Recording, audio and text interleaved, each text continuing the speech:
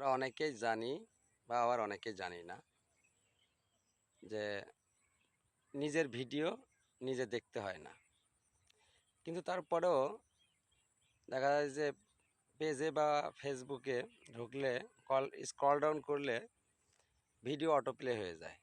আর autoplay হয়ে গেলে তো ভিডিও দেখা হয়ে যায়।